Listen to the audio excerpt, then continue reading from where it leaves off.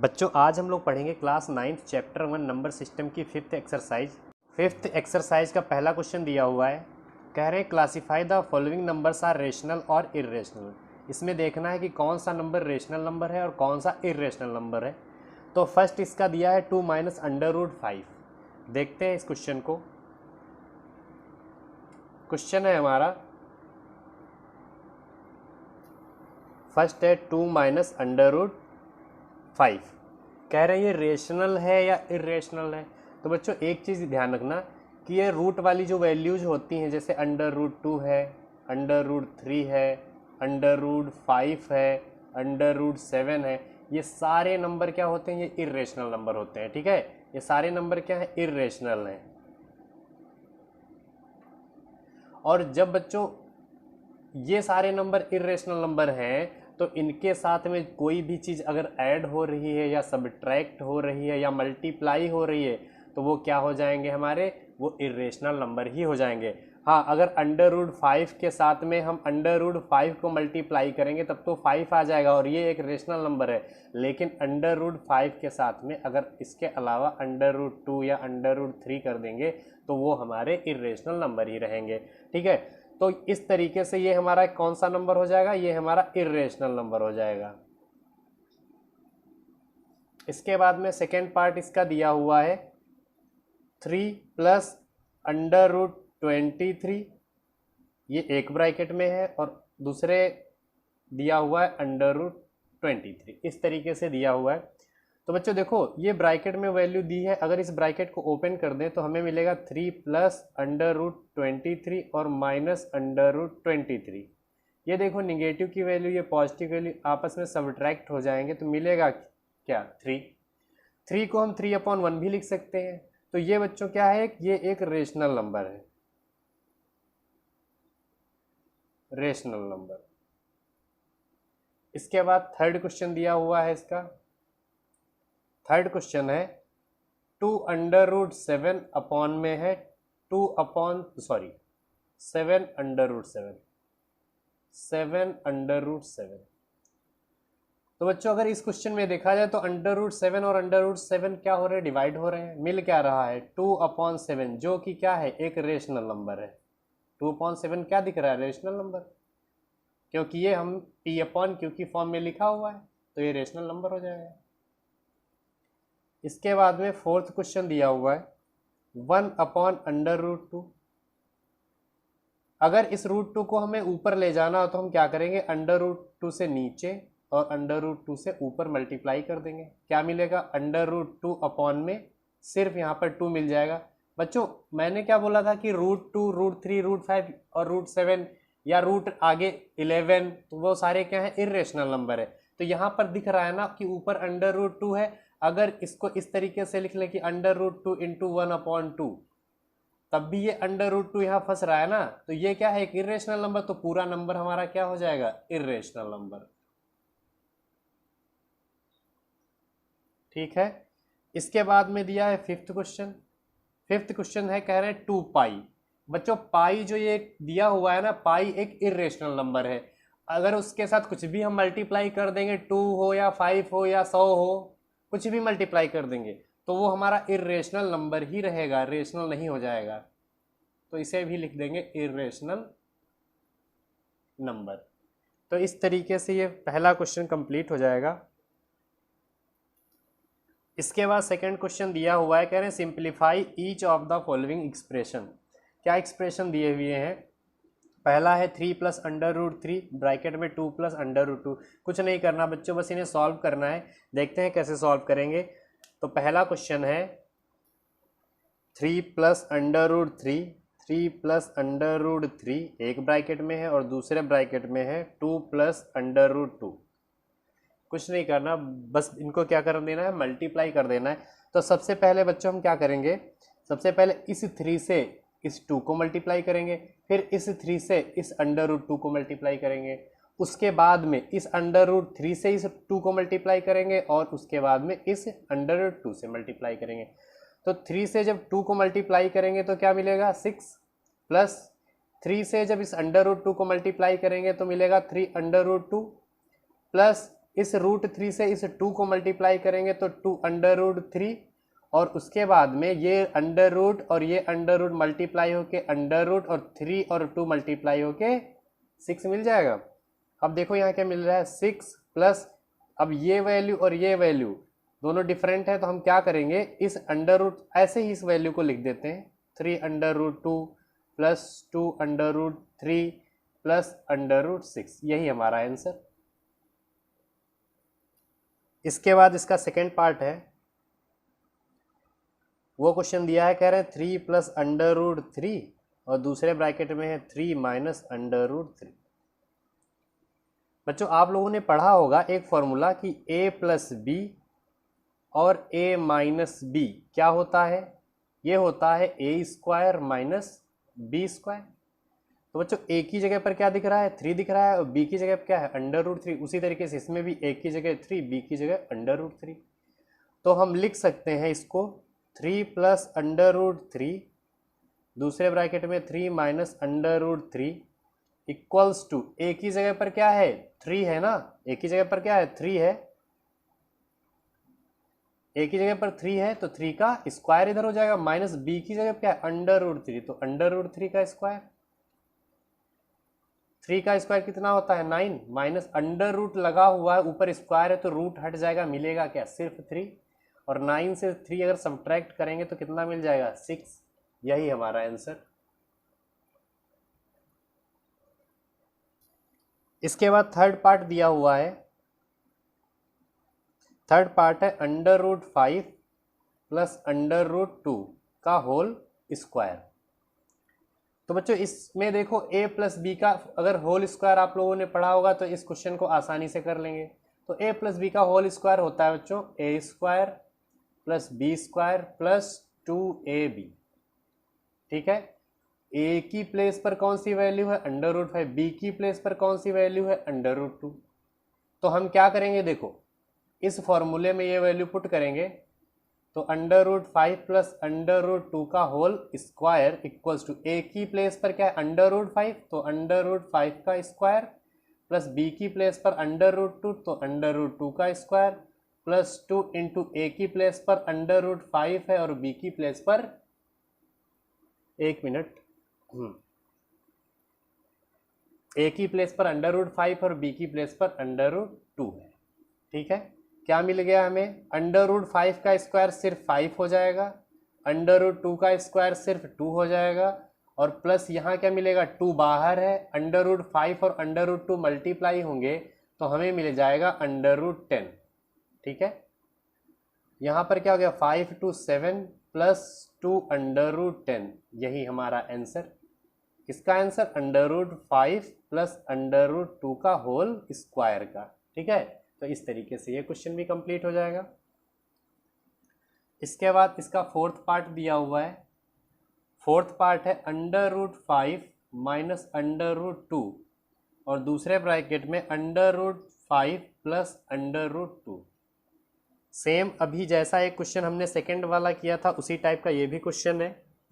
देखो कैसे, तो इस क्वेश्चन में दिया है हमें कि a, अगर इसको हम a माइनस बी और a प्लस बी से कंपेयर करें तो दिख रहा है ना ये फॉर्मूला क्या होता है a² माइनस b², तो ये a माइनस बी दिख रहा है, ये a प्लस बी दिख रहा है, तो इसको इसी फॉर्मूले में पुट करके सॉल्व करेंगे तो √5 माइनस √2 और दूसरे ब्रैकेट में √5 प्लस √2 इक्वल्स टू a की प्लेस पर √5, b की प्लेस पर √2, तो a की प्लेस पर √5 पुट कर दो और b की प्लेस पर √2 पुट कर दो। क्या मिल गया यहाँ पर √5 का स्क्वायर सिर्फ 5 हो जाएगा और √2 का स्क्वायर सिर्फ 2 हो जाएगा, मिल जाएगा हमें 3, यही हमारा आंसर। तो इस तरीके से ये सेकंड वाला क्वेश्चन भी कंप्लीट हो जाएगा। बच्चों इसके बाद फोर्थ क्वेश्चन दिया हुआ है, कह रहे हैं represent √9.3 on the number line. हमें नंबर लाइन पर शो करना है √9.3 को, देखते हैं कैसे करना है। बच्चों सबसे पहले इस क्वेश्चन में क्या करना है, उन्होंने कहा है √9.3 को जो है नंबर लाइन पर शो करना है। तो 9.3 ये जो डिस्टेंस है, सबसे पहले यहाँ पर हम स्केल से 9.3 डिस्टेंस लेकर एक लाइन बना लेंगे।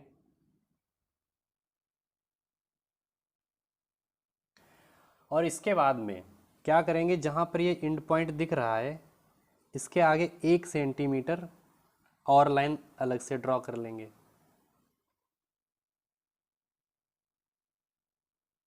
इस तरीके से। तो यहाँ वाला जो पॉइंट है इसको हम O कंसीडर कर रहे हैं, इसको A कंसीडर कर रहे हैं और इस वाले को B कंसीडर कर रहे हैं। ठीक है, अब क्या करना है, अब इस लाइन का हम लोग बाइसेक्ट करेंगे।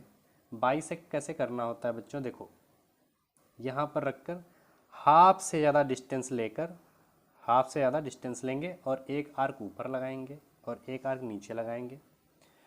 और अब ए वाले पॉइंट पर रखेंगे, ए वाले पॉइंट से भी क्या करेंगे, एक आर्क इधर लगाएंगे और एक आर्क इधर लगा देंगे।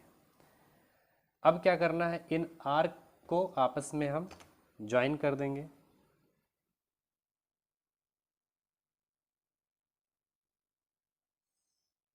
ज्वाइन करने पर जो ये पॉइंट आ रहा है, हम इस पॉइंट को कंसीडर करके एक सेमी सर्कल बनाएंगे।